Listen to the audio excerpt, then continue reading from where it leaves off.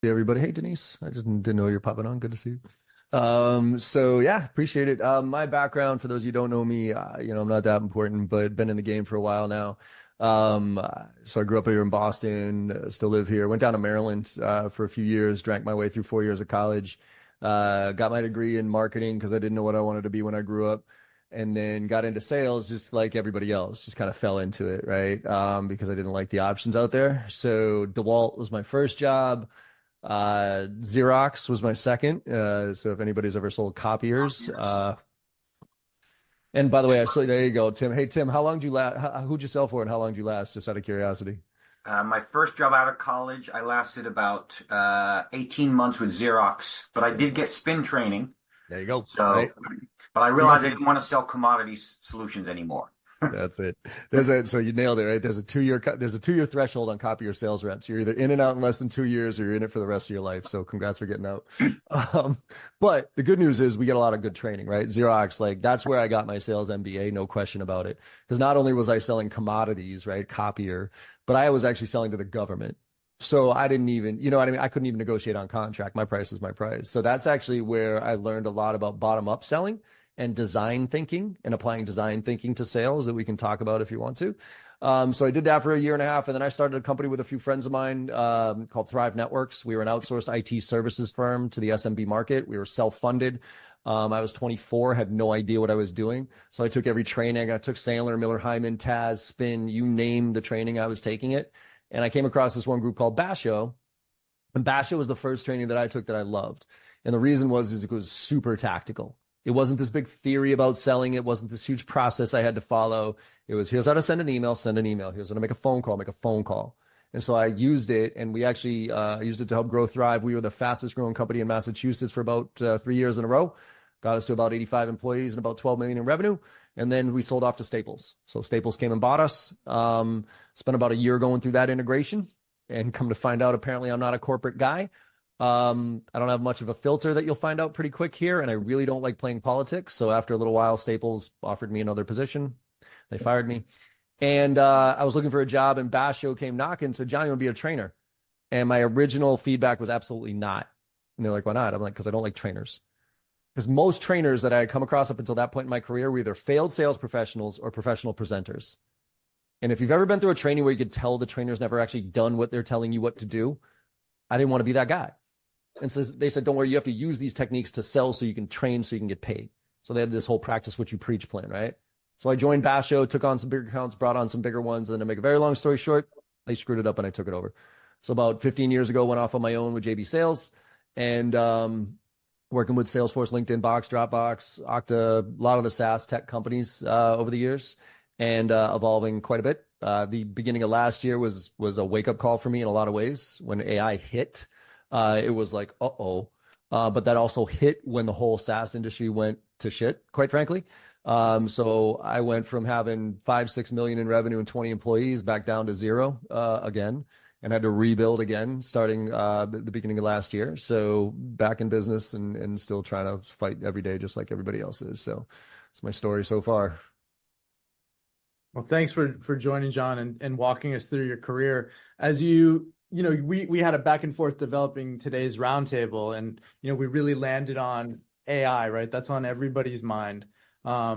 And three of the key takeaways that you wanted to touch on in this session, of course, also incorporating everybody's feedback and questions, were business acumen. How can people get better using AI? Better meeting preparation, and then also just your open thoughts on the future of AI. I think if you asked a seller a year ago, right, they were like, probably won't use it. Yeah, maybe. And other people, my boss wants me to. So there's so much to kind of, wrap our heads around. What would be a good place to start in your mind to kind of kick off the conversation? Yeah, I think it's one of those where, look, I've been through a lot. I'm 48, right? So I've seen a lot of stuff as far as the industry and just economy and everything else, right? Like when I first got in, when I graduated in 98, the internet was there, but email wasn't really a thing. So for me, sales was, all phone, right? And then the internet came out, but it was kind of like, oh, okay, cool. What is this thing? Like, and it wasn't a hockey stick. It was like, okay, we're figuring this out, right? It's like, okay, cool. Then, cell phones. It's like, oh, then the iPhone came out. Actually, I'm sorry, the internet. Then like high speed internet came out. We went from dial up to high speed, and it was like, ooh, look at this. But it wasn't like, holy shit, it's changed everything. Then the iPhone came out and was like, oh, that's pretty neat. I don't have a flip phone anymore. I have the BlackBerry thing. I don't have to type on this shit. Like, okay, cool. But it was all stepping stones. What I saw last year when ChatGPT hit the market, obviously AI, I'm using ChatGPT as a representation of that. That to me, it was obvious that it was an existential, like it was going to compound grow on itself, and it wasn't something we could possibly ignore, right? And it's not a slow adoption here. It's going to be a slow adoption for a lot of people, but the unfortunate part, in my opinion, here is that if you are slow to adopt this and are really just trying to avoid it, you will wake up one day and be replaced and be irrelevant. I fundamentally, because you're not going to get, people always talk about how you're going to get replaced by AI. No, you're not. We're going to get replaced by people who know how to use AI. That's who we're going to get replaced by. Like sales reps, we're not going to get replaced by AI, but those kids who figure out how to leverage AI to put themselves in the position to have the conversation, have better business acumen, be able to bring better insights and get, like, they're going to smoke us all. And so it's my analogy for this, and then we can get into it, is it's kind of like the movie Hidden Figures. You ever seen the movie anybody ever seen the movie Hidden Figures? Okay. So Hidden Figures, if the subplot there, right, was those women who were called the computers. Remember the women who were called the computers, and they were way back. This was, segregation, the whole stupid thing. And they were back there, and they were literally called computers. And the head of that group one day was walking in at the main office in NASA, and she saw that big mainframe computer get delivered, right? And she goes, uh-oh. And it was called a computer. So her team was called computers. This thing's called a computer. It was obviously there to replace them.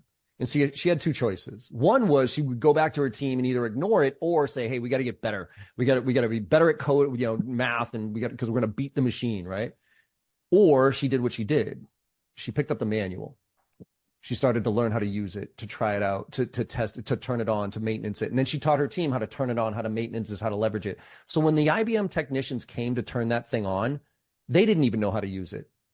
So like the technicians, those women went from being 1000% replaceable to indispensable.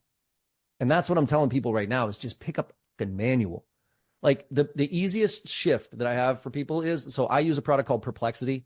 I don't know if any of y'all use it, but it's Perplexity. It's the easiest AI tool there is. It's ChatGPT, but you don't have to pay for it. So it's like the paid version of ChatGPT without having to pay for it. And it's super simple. My biggest suggestion on it is stop using Google and start using Perplexity. So every question you would go into Google and ask, just start going into Perplexity and asking that question and see what happens. Because then you'll start to get familiar with it. And then you can start to explore all the other functionality of it and everything else. But I think that's the game here, is that I do believe that regardless of your profession, Pareto's rule is going to come into play here, 80-20. And I hate to say it, but if you want to really project further out into the future, I mean, we can get into the Matrix conversation all you want, and I'm happy to have it because I do believe that we're living in the Matrix, but that's a different conversation. But that said, like in the midterm here, I just don't, I just look at the use cases and I'm like, okay, AI can do that better than a human can. AI can do that better than a human can. AI can do, you know what I mean? So if I'm watching it happen in front of me, and I'm not a technician by any stretch of the imagination, it's just so obvious to me that last year was a fundamental shift in our overarching economy, population, and everything. And we are all in a legacy model right now. And we have to figure out this new model of how to leverage this stuff, or we're going to get replaced by the people that do. That's very well put. And I think like there's a lot of examples, like you said, Hidden Figures. But, I think going back to, it's like just the calculator didn't eliminate mathematicians. No. It's all about empowerment. And I think everybody here that joined today probably wants to ask John a question, something very specific, something maybe more general. We've already got some questions in the chat, but I want to really just throw it to our participants here. Does anybody want to just kick it off? You can hit the hand raise button just to ask the first question or get a conversation started with John. Who's got an idea or something to throw his way? I'll ask something that's probably easy to answer. What's happening? My name's Renisha. Hey, Jen. So mine is so we and I listen to like a lot of sales podcasts, and one of the things that that always comes up is authenticity and how Mhm. the letters sound fake. And Yep. how many like you can submit your writing samples and things, but how are you you leveraging the voice? Because if I have Yeah. to get it to edit 3 times, then I could have just wrote the email. Yep. So, Renisha, this is why actually everybody's running to AI to write copy for them and to write their emails. I think that's all bullshit. I think it's all terrible. I'm writing a newsletter. I'm putting together a new newsletter, and my team actually, oh, we'll write it for you, and they put together a newsletter for me in my voice. I was like, nope. You know what I mean? So I think there's two ways to look at this. One is, I'll share with you how I'm using. I think the bigger application on AI is education, is business acumen. That's what we kind of talked about with Matt here, and like putting myself in a position where my business acumen now is on steroids. Like I'm preparing for meetings better than I've ever prepared for before. I'm having perspectives that I've never had before because I'm just crunching down what would take 3 hours worth of research into 5 minutes with ChatGPT. But when it comes to writing, that authentic voice. Now, I will tell you one thing where I see, and this is where I think the philosophy comes into play. It's augmentation, not automation, right? If you're looking for AI to automate, I think you're looking for a fool's errand because then I could just automate you. Why do I need you? Augmentation, though, absolutely. So, for instance, back in 2017, I don't know if y'all know Gary Vaynerchuk, but I went to Gary V's office, right? And he has this, he's this brand guy, and he's pretty popular out there. And he has this 4D session where you can go into his office and you sit down with all his executives, like you and 10 other entrepreneurs. You pay like 10 grand or something like that. You go to his office in New York, and all his best, people come in and share with you what they're doing with the biggest companies in the world. And at the end, Gary comes in and does a Q&A with you. Now, at this time, Renisha, I had just seen an email that was written with AI, and this was back in 2017. And it was a bunch of reps who had worked at Salesforce and left Salesforce, and they created this AI bot that wrote an email based off of my email approach. And they're like, John, we want to send you a sample. I'm like, yeah, sure, fine. This thing's got to be a joke, right? And they sent it to me, and it was so good. I had a heart attack because I was like, and this was back in 2017, by the way. This was not ChatGPT world. This was, 6 years ago and 7 years ago. And I was like, I was horrified because I'm like, if my whole training was to teach people how to send this email and now it's a Gmail plugin, like, where does that leave me? And that was the question I asked Gary. I said, Gary, I just saw a robot write an email better than I probably could. Where does that leave us? And he said something that sticks with me to this day. He said, be the last mile. He goes, don't try to beat the tech. You're not going to beat the tech. Let it do all the heavy lifting. Let it do the research. Let it even write the email. But before you hit send, just make sure you humanize it a little bit. Because until computers start buying from computers, like once computers start buying from computers, we're screwed. Okay. Like that we're in trouble. But as long as there's a human, I can tell, Renisha, every email I get, and I get hundreds, I get 250 to 300 emails a day. And a lot of them are sales emails, prospecting me, right? I promise you I would have a 95% rate of choosing which one's written by AI and which one isn't. And I can't describe it other than it just doesn't have a soul. And so what I would encourage you to do, if you're in the volume game, right, of like blasting out millions of emails and cadences, then all right, sign up for a tool like Reggie.ai or something like that and have it write better cadences than most crappy ass cadences are written by marketers that stuff down to sales reps that force them to put them in the cadence tools like SalesLoft and Outreach, because the tools like Reggie and those type of things are going to write better crappy emails. So if you want to go that route, feel free. But I think this is forcing us all to the quality point where the authenticity is going to matter more than ever. And I am going to be able to figure out whether you are a person or not, Renisha. So I would look at it as helping you research, helping you might even give, idea generation, but don't look at it to write your blog for you. Don't look at it to write your emails for you. If you're not doing volume plays there, if you're doing volume plays, I think there's a middle ground with a tool like Reggie or something like that. But if you can spend the time to do research on accounts and be authentic and really care and all that other stuff, I would use AI to generate ideas and maybe some content, but then take it and put it into your own words. Thank you. You're welcome. Sounds like trying to get out of a bad habit before it starts, right? Yes. Everybody look, this is where I love, on the front end of the side with everybody's running towards the front end of the pipeline when it comes to AI. Everybody. So to me, it's a fool's errand. It's like, go ahead. Keep flooding the market with shit. Okay. where it comes down to, and I actually think the whole email marketing side of the house is going to end up being a marketing function anyways. I don't think sales is actually going to do that in the future, because why? Why do we need to do that? There's enough technology out there that knows enough about us. Like, for instance, the reason we hate spam is because it's irrelevant, right? Well, why do I love Instagram? Well, because I've trained that out. Well, that algorithm's trained me. You know what I mean? I've watched videos for a certain period of time. I've thumbs up, thumbs down, those type of things. So now every ad that hits me on Instagram, I'm like, shit, I want that. Like, yeah, that looks good. You know, it's crap I've bought off of Instagram because it knows me. So you're telling me that there's not enough information about you out there on the internet between your LinkedIn profile, what you do on social, for AI to be able to pick up on that? I personally believe that in about a year or two, every single email in our inbox is going to be hyper personalized and hyper relevant to each one of us. And do I care whether that's going to be a human or not that sent it to me? No. Now, do I want to talk to a human? Sure. Right. But I don't want, do I care that what hits my inbox is hyper personalized, isn't coming from an actual human being? I don't think so. So I think that's why we have to figure out how to leverage this stuff and where we fit. That's why if you don't know what it does, you're never going to be able to figure out where the human component of it should fit. So it's like you have to learn the rules to be able to break the rules. It's the same thing with AI. You got to learn AI to be able to figure out where we fit in this world of AI. Hey, John, this is Greg. Oops, sorry. Real quick, Ahmed had his hand up. Greg, let me hit him first, and then I'll get to you. Yeah, you bet.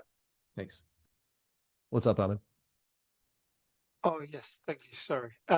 So you mentioned about the business acumen. I use AI, Gemini, ChatGPT to do the research. I'm a big fan of annual reports, reading about the latest releases, letters, audios, transcription, all that. Obviously, I use now AI to summarize that for me, ask some questions. Mm-hmm. The challenge that I'm getting right now, obviously, apart from the companies that are not public yet, which is quite difficult to get information on, is I get a lot of error messages. I'm not trying to be technical question here, but lots of companies have their annual reports not generated via some common format of PDF. Mm-hmm. So every time the AI says, I cannot answer your question, although I can see the PDF, I can give them the PDF. Mm-hmm. Is there a way around it? If I ask a general question, they wouldn't really go or the AI would not go and actually find the information. So what are the best practices? What are the kind of more useful commands that maybe I'm getting it wrong to get that right every time because it's not reliable for me? Do you use the paid version of ChatGPT or the 3.5? I use Gemini. I tried the pro version now, which works fine for me. I've never tried the ChatGPT paid version, but I've tried the Gemini, which used to be bought, which works fine for me. I'm not sure if that's the wrong thing to do. So I put in the link there. It's actually funny you bring that up because I've been playing around with this one quite a bit. I put in the chat. There's a chat 10K analyzer. The reason I like ChatGPT is like if you pay the $20, you can get the plugin ones. You know what I mean? So you can go into their whole and choose like, oh, this one's for reading Excel files. This one's reading for those. This one I came across, it actually reviews 10Ks. So you can start with it and it says, how do I use this GPT? And you actually put in there what you do. So I'm John Barrows, JB Sales. As we do sales training consulting, I upload a couple of PDFs about what my value propositions are. Then it says, okay, cool. Who do you want me to analyze? And you tell it the company that you want. It goes and finds it. If it doesn't find it, it'll tell you where you could get it.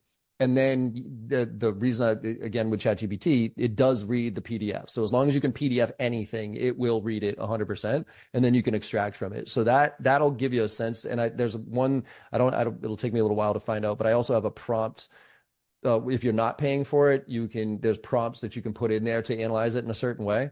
But yeah, I think it's just, I don't know Gemini. I haven't used Gemini, but between Perplexity and ChatGPT, I've been able to get some really, really good insights into 10Ks. And even if they're not public, it'll go find the information for you.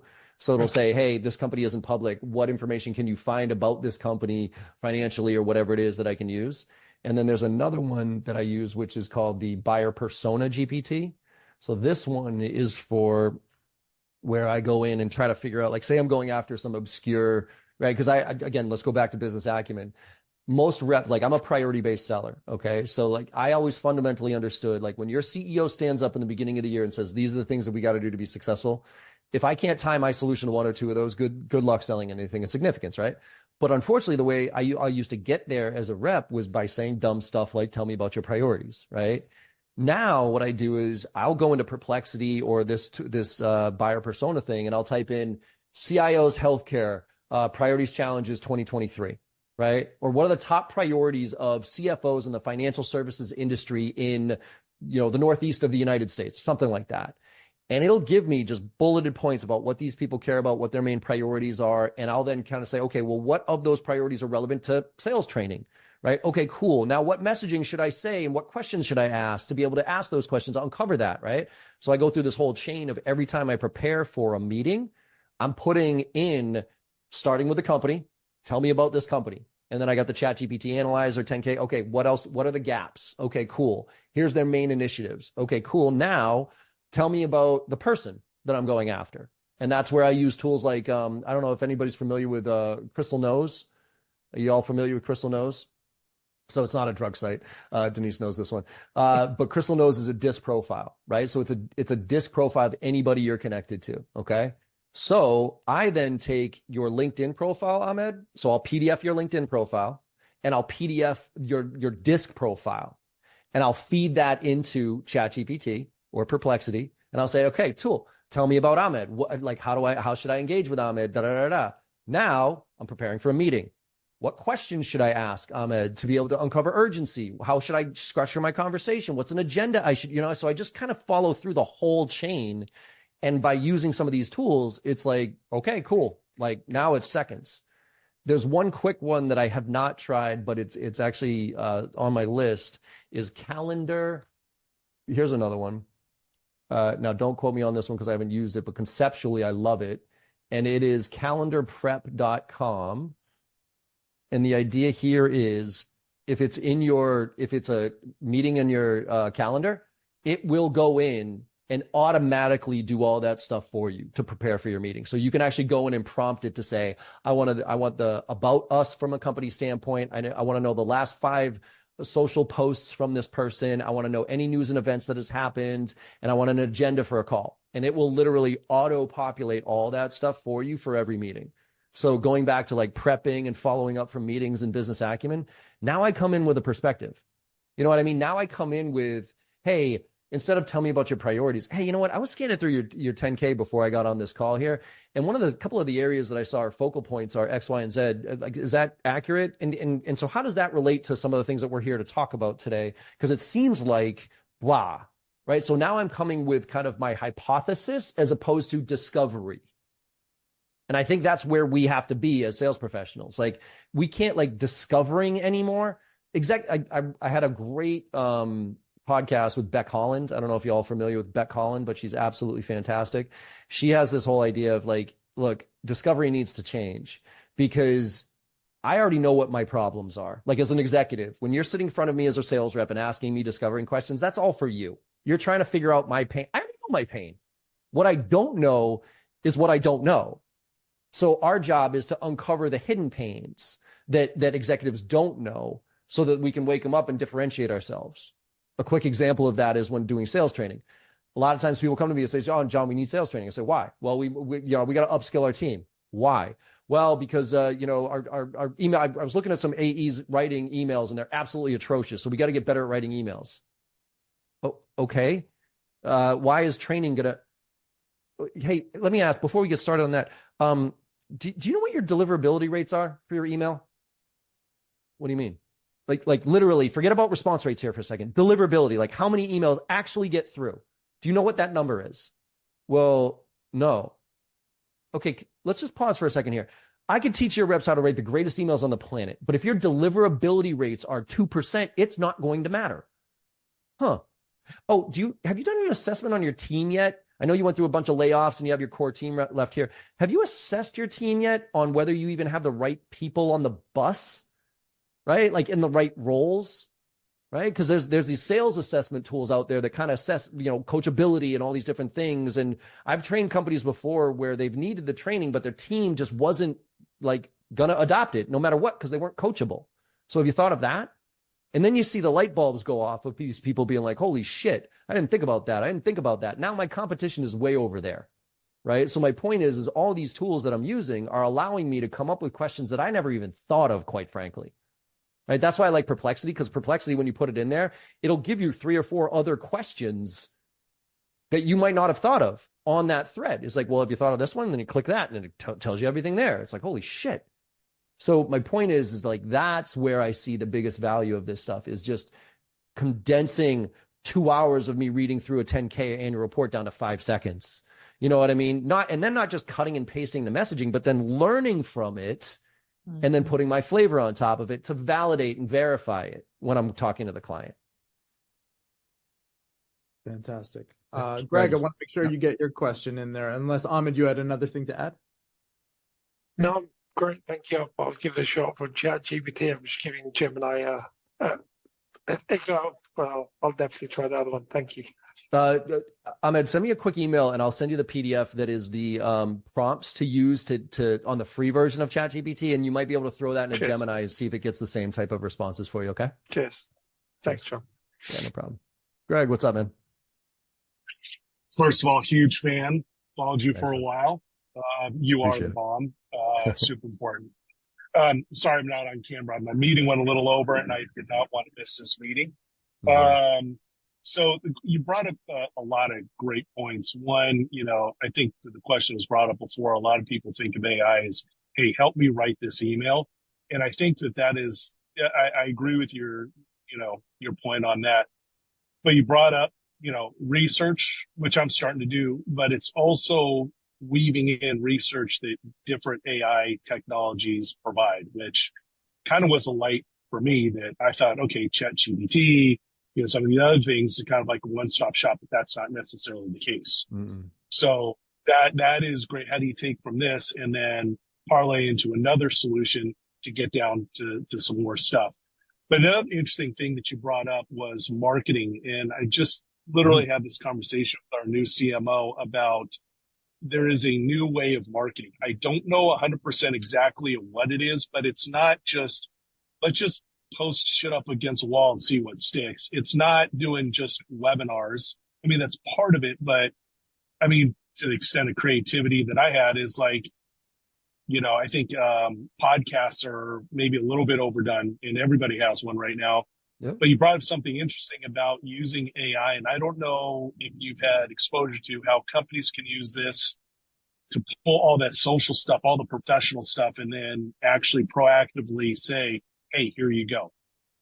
And I don't know what that platform would be, but is that where you kind of like you brought up the Instagram, example?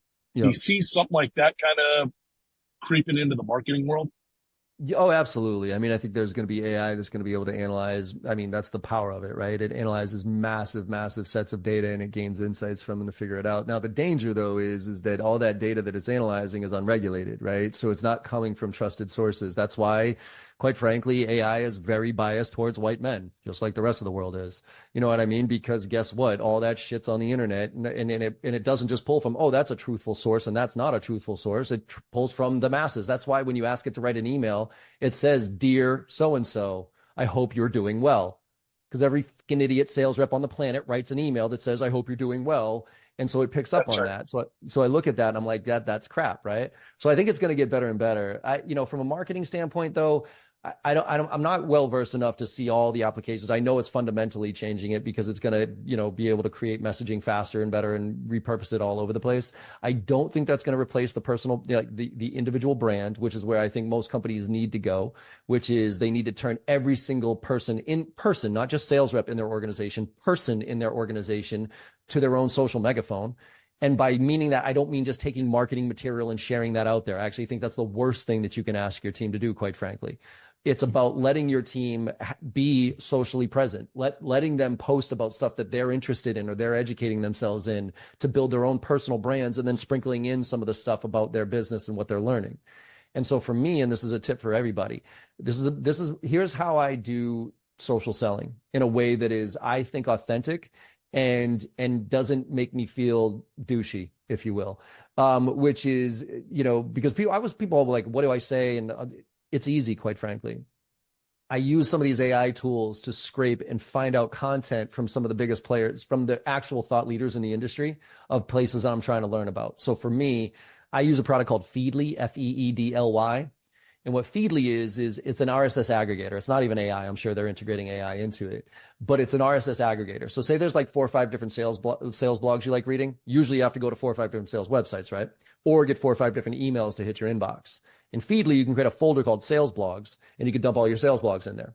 So when you open up that folder, you see all the headlines of all the sales blogs, and you can kind of just skim through them and see what you like to read. So as an example, if I was selling to CISOs in healthcare, what I would do is I would literally Google or ChatGPT or Perplexity and say, who are the top thought leaders, CISOs in healthcare in 2024? I want to know who all the thought leaders are who are posting and blogging and sharing information about CIOs in healthcare. And I would go find whoever's writing blogs about that, and I would put them in a folder called CIOs Healthcare. And then in the morning when I drank my coffee, I would be scanning through and I would read 1 or 2 of those articles with the main goal of learning. So my main goal is learning about my industry, about whatever that persona is or whatever it is. And then when I find something that I learned, and only when I find something that I learned, is when I share it on social with my context. Context. You don't have to be the content creator. You have to be the content curator. Because if I write a blog and you guys are following me, so say Matt's following me, right? And I write a blog and, and Matt likes it, right? And then Denise is connected to Matt, and Denise reads my blog because Matt shared it and she gets value out of it. Who does she thank? Matt. She doesn't say, thanks, John, I might get another follower, but she doesn't say, thanks, John, for writing the article. She says, thanks, Matt, for sharing the article. So he gets all the credit. I did all the work. So I think from a marketing standpoint, that's the future of marketing, is the companies that can harness their employees to educate themselves on their respective industries and things that they want to learn about, and sharing that content with their context, and then turning a 5-person marketing team to a 50-person marketing team, because they're just out there posting relevant, good, interesting content relevant to what they sell. And it then eventually leads back. Is AI going to help with that and curating all that content? Absolutely. Is it probably going to write the majority of it eventually in the next 2 to 3 years? Absolutely. But there's always going to be that human factor of that personal brand. Now, I am worried about the video component to this, because the AI is getting so good that it's going to be really hard to determine whether this is a human actually or not, because it's that good. But that's, I don't know, at least 6 months out, hopefully. We're just I'm looking at next month. I don't think we're all going to get replaced next month. So let's keep going here. So, but that's my future of marketing, in my opinion. AI is going to have a massive impact, but again, it's going to be the Pareto's rule. It's like 80-20. The marketers who learn how to figure this out are going to be able to blast out, learn, get data, make adjustments faster than anybody, and cut up data in 1 million times a minute. And the other 80% are going to be laggards, and they're going to get replaced because there's going to be such a flood of content in the marketplace that it's going to be hard for them to keep up on. Who's got the next question? Thanks. Yes. Kenneth, I think you're trying to talk. I think it's not on mute, though. I don't know if your audio is not working. You can always post it in the chat, too, if that's a quick fix. Want to make sure we get to your question. Anybody else in the meantime have a question? We have some that Caleb posted earlier that we can check out, but I just want to make sure I throw it to somebody as well. Who's got one? By the way, Ahmed, real quick, sharing on LinkedIn, don't share somebody else's post on LinkedIn. It kills the engagement. Comment on somebody's post. If you want to help somebody boost their profile, it's time on post. That's how LinkedIn's algorithm works. It releases, when you post something, it releases it to your audience, and then 10% of the LinkedIn's audience, of the mass audience. And it depends on how fast and how engaged people are in the first 10 to 20 minutes of that post. So if that post goes and you get a bunch of people commenting, not just like, fire, good job, that type, but actually like a genuine, hey, really interesting post, I'm kind of curious to hear, and maybe asking a question, starting threads. The more people that do that, then all of a sudden LinkedIn says, "Oop, this is a good one," and it opens it up to the entire LinkedIn database. But if it doesn't get traction in those first half hour or whatever it is, it pretty much dies. So that's how you help people boost their profile. But don't just share somebody's specifically LinkedIn post. Don't share that with context. because you will get zero engagement. I mean, zero. And it makes no sense to me because I'm sharing something about LinkedIn on LinkedIn. So why wouldn't LinkedIn want to promote that? But it hates it for some reason. So if you want to help each other out, that's why pods work. So you actually start a Slack channel and you post something and you say, hey, everybody, could you all jump on that post real quick and make a comment so it can blow up? And that's what'll happen. So. Cheers. Yeah, thank you. I've noticed that as well. Commenting gets more engagement, people checking my profile. All day. Thank you. Yep. Same thing with articles. It's weird. You write an article on like one of those long format articles that actually is an article. LinkedIn, like I never get engagement on that. Yeah, I did that recently. I started doing an article and I really put my heart into writing that article. It's just cricket sounds. But what I was told that it's there. So even when people view your profile, and if you feel that article is of value, put it as a feature. Yeah. And it's just people will check it when they want to. Right. But it's not not a viral one. Kenneth, real quick on your accuracy, you're 100% right. That's why I never trust anything coming out of these ChatGPT bots because they're pulling from all sorts of random crap. The 10K analyzer is actually pointing directly to it. So you're not asking for 10K, the analyzer to say, hey, what's your opinion about this 10K? You're taking the 10K and you're putting it in there and saying, please summarize this for me. And I think if you do come across something that you're a little head scratching about, then go look at the 10K. You know what I mean? So this isn't meant to just be the answer of the silver bullet, like, great, that's perfect. It's meant to, make some efficiencies, pull some insights. But then if you're curious, always go. That's why I like Perplexity, because Perplexity actually shows you the sources that it pulls from. It actually will put like things like I got it from this article, and this article. So, and sometimes, quite frankly, I've gone to those articles and I've realized, ooh, it's a 404. It comes up as an error. Right. So even it's the title of the article, when you click on it, it's dead. It's like, okay, where did this actually come from? Right. And you can actually tell ChatGPT to only go on reputable sources. Only, you know what I mean? Like you can literally tell it, don't just look at random blogs, look at only verified websites with real information or something like that. And it'll go do that. And one more point on the marketing thing that I encourage all of you to do, or tell your marketing team to do. Here's how you know whether or not we're in trouble or not. And I encourage everybody to do this. Go on to Perplexity, ChatGPT, whatever. Okay. Act as a customer. Act as a potential client for your solution. Okay. And just ask it questions. So say I was looking for a new platform say I was looking for a new LMS, right? Like a new learning management system. And I wanted to learn about a Lego. Right. I'll go in and be like, I'm John Barrows from JB Sales. This is what I do. I'm looking at a new platform to change to my LMS, and a Lego is one of them. Tell me about a Lego. What do I need to know about that? How does a Lego compare to the top 3 competitors? Who are those top 3 competitors? What are the strengths and weaknesses of those? What are some questions I should ask the rep that isn't basic that I can find anywhere else? And when you realize that in 10 minutes of asking that thing questions about your business, you will get more value out of that than you would a sales rep doing their dumbass pitch to you and droning through dumbass BANT questions and stuff like that. You realize how much trouble we're in.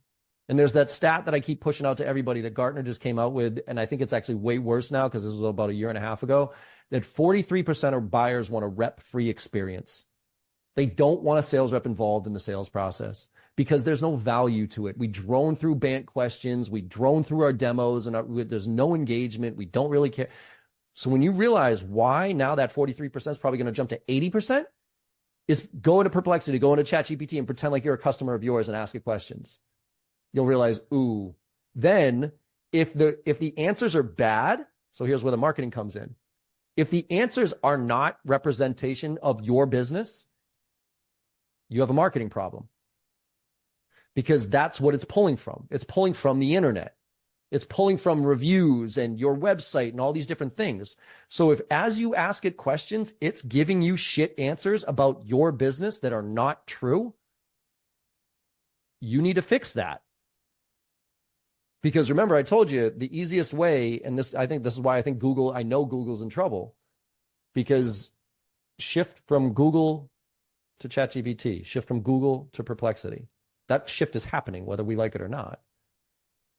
And because it's accessing the entire internet, and it's not just a link to an article that I'm just going to read, it's going to summarize all that stuff. That is what your brand is out there on the marketplace. So you need to start flooding the marketplace with different info if the info that you're getting from those tools about your own business is not what you want it to be. John, I know we're at time, so I just want to make sure if you want to address any of the remaining comments real quick. I just want to be mindful of everybody's time and, of course, yours for being so gracious to join today. That last bit was fantastic in particular. I just want to say thank you for sharing all that wisdom and really breaking it down. I think everybody's getting like the raw take, and I that's the brutal honesty is what I think will really help everybody in this session. So thank you. Yeah, absolutely. I mean, it's just, I wouldn't be afraid of it. I'd be afraid if you don't, like, I'd just start using it, because otherwise one day you will, somebody smarter than me is going to all of a sudden jump over you. You know what I mean? With this, and I've just scratched the surface on this shit. I'm definitely a keep it simple, stupid guy. You know what I mean? Like, I'm not like, ooh, let me nerd out on this stuff and figure out all the ways that I can automate everything that I do. I'm just a dude trying to figure this out along the way. But I'm seeing it, and I'm not exactly an idiot. Like, this stuff is coming whether we like it or not. For sure. So yeah, I just want to give you a second to just do any kind of closing remarks or any touching on anything else that you want to reemphasize. And again, thank you for all of this. This is just spectacular. Yeah, I mean, look, just get better every day. I mean, that's the cool thing about this AI stuff is that it does, if you look at it the right way and you leverage it the right way, it does put you in a position where if you care enough, you can learn faster than everybody else. And you just have to get in the game, because most people still to this day are not like, yeah, it is. I'm just saying that based on what I've seen out there in 28 years of business, this isn't going to be one of those, yeah, whatever. This is like, there's some questions that need to be answered at a macro level about what this is going to do for us. But at a micro level right now, if you're not taking advantage of it and looking for ways to augment, you're putting yourself way behind the 8 ball on this. And so just be able to have the conversation, if nothing else, like just being a half a step ahead of it. I mean, I sound somewhat educated on some of this stuff, right? Like even just a little bit. I'm not. I'm just slightly ahead of most people who are just kind of going through the motions right now. You know what I mean? And so you know what that's allowing me to do? It's allowing me to be in conversations that I would rather, I'd otherwise not be in. I mean, I did a training for a team about just like a couple of prompts that I showed on how to create messaging. And while I was in that training, the VP calls or texts the CFO about some of the stuff that I was saying on the marketing side of the house and how to leverage it. And all of a sudden, I got walked into the door of the CFO and the CEO having a conversation about AI and how they can leverage it in their business. And I'm like, okay, I didn't know I was going to be here. You know what I mean? Like I was kind of laying down here, but now I'm at this conversation just simply because I know slightly more than most people. And you don't have to be the genius here. You just have to know enough. And so the one thing I will say, I'll throw this in there. And if you use this podcast, because I'll do it on this, if you use that, you can get 20% off. I got a membership where I'm learning out loud with everybody, and I'm relaunching everything for myself. So I got a membership where I do live trainings every single month on my 2 core programs, plus workshops on AI tools from kids who are smarter than me. And I'm calling it the JB Sales Learning Lab, and I'm just learning out loud, because there's not one person out there right now that I think can stay on top of everything that's happening. And I'm definitely not the smartest kid, but I have access to a bunch of different resources and kids who are way smart. And when I say kid, that's a Boston thing. I apologize. That's not like actual kids. You could be 80 and I'll call you a kid. But I have access to people who know what they're talking about in some of these areas. So I do sales skills workshops with people like Taka Pony and Chris Orlub and all that stuff. And then I do tech skills workshop with people who have figured out a way to leverage AI to create efficiencies in the sales process. And then I got my own online catalog and everything else. So if you're interested, check it out. Yeah, thank you. In the podcast, it's Make It Happen Mondays, where I have just really authentic, real conversations with people who are smarter than me. And so my goal is to act as a proxy to the audience here to hopefully be in a position where I can ask the questions that maybe some other people might not be willing to ask or might not be in a position to. And I'm out there selling every day, just like y'all are. I manage all my own book of business. I do all my own prospecting. I do all my own negotiations, manage all my social stuff all myself. So time management and all that stuff is part of it as well. So appreciate the opportunity here, Matt. John, what's the best way for people to hit you up? Is it LinkedIn? Actually, I'm going to say email is actually the best, because LinkedIn you can, but I'm going to apologize. You're going to get an automated message from me if you try to connect with me on LinkedIn, because I've hit the 30,000 limit. I know it's kind of sounds like a humble brag. It's more really annoying than anything else. I'm like 400,000 followers, but the cap on connections is 30,000, which is just arbitrary and stupid. So I can't accept anymore, but that doesn't mean that you can still email me. You can still follow me on all that stuff. But if you need anything, email me and I'll send you resources. I got a YouTube channel, but if you go to my site, if you go to www.jbarrows.com, we're doing a bunch of refreshes on it. So in the next couple of months, you're going to start to see a lot of new stuff from me from a platform standpoint and everything else. But right now, that's where you can find, my values, my why, all the resources and everything else on my website there. Well, John, I think I speak for everybody when, you're super popular online. You've got this great catalog, library, the podcast, all these fantastic things. But I think, getting this time with you to be able to ask you questions, hear the raw takes. Again, I think I speak for everybody to say this is super valuable and super appreciated. So as we say in Massachusetts, thanks, kid. Thanks, kid. Yeah, kid. You meant kid. Yeah, kid. That's one thing. Like I've literally tried to get all this other stuff out of my vocabulary from being a Bostonian because I used to talk like, yeah, kid, I swear to God, let's go to the party and drink some beers, kid. I'm gonna punch you right in the throat right now if you don't shut the fuck. Like I used to talk like that. So I've gotten that out, but for some reason I can't get kid out of my vocabulary. Everything I'm like, oh, this kid was. People are like, who are you talking? I'm like, that's like a 75-year-old person. Like that's not a kid. But for some reason, I can't get rid of it. So I'm working on it though. Well, the best is like I'll have like a 12-year-old daughter, and I'll be telling her a story. And I was like, yeah. Then this kid came up to me, and she's like, you were hanging around like kids? And I was like, no, it's like a 4-year-old. No. So call him a kid. It's hard to explain. It's just the way it is, Just is. Well, thank you, everybody. Again, check out the links for the Strategic Sales Network. We'd love to have everybody in the community, for opportunities like this. And again, John, I'm going to say it for the 50th time. Thank you so much. It was super valuable, and we'll get some clips out to everybody. But hit John up on his email, on his links, and keep the conversation going. Thank you again, everybody. Enjoy the rest of your day. Thanks, everybody. Have a great day. Great session. Thank you.